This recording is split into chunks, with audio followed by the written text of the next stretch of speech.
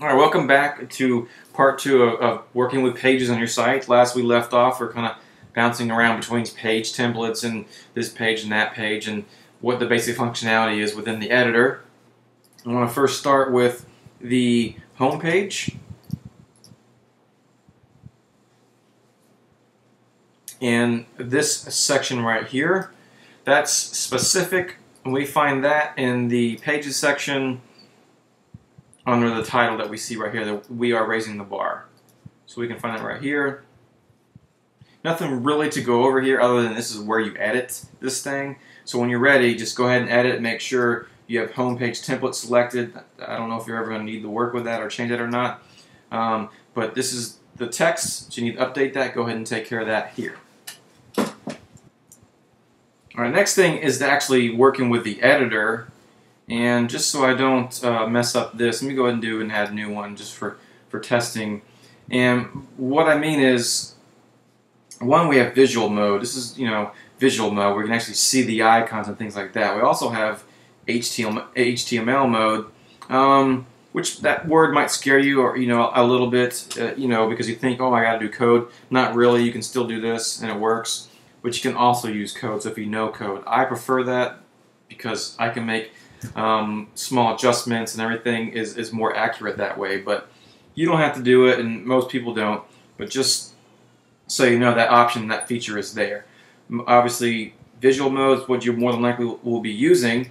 And this is kind of a small warning: is people like to get crazy at times. They got this editor, and they're doing different colored fonts, and they're doing different heading types, and they're dropping in colors and all this stuff, and then they end up having some problems, and their site's looking a little lost, and not really congruent.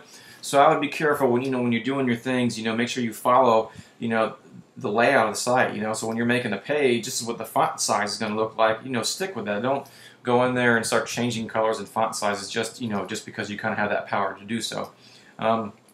However, you do have the ability to do things like that using these icons and whatnot. And what I would recommend is, if you're ever doing any kind of copying and pasting specifically from a Word doc, you will see in here that we have this thing as paste from Word. I would ignore that.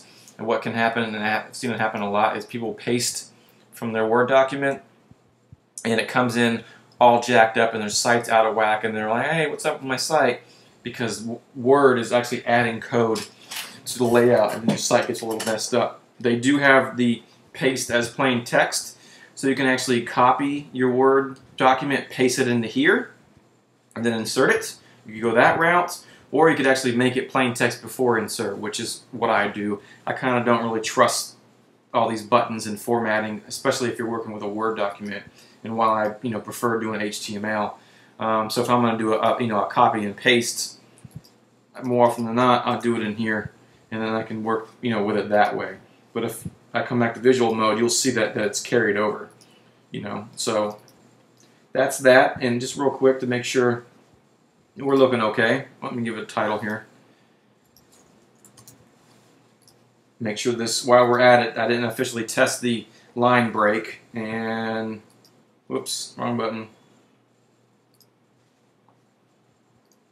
There we are. This is what I mean by line break. So I pasted it in HTML and I switched over and it kept this. So when you're working, you can actually just hit enter and it's going to make those line breaks for you when you do this.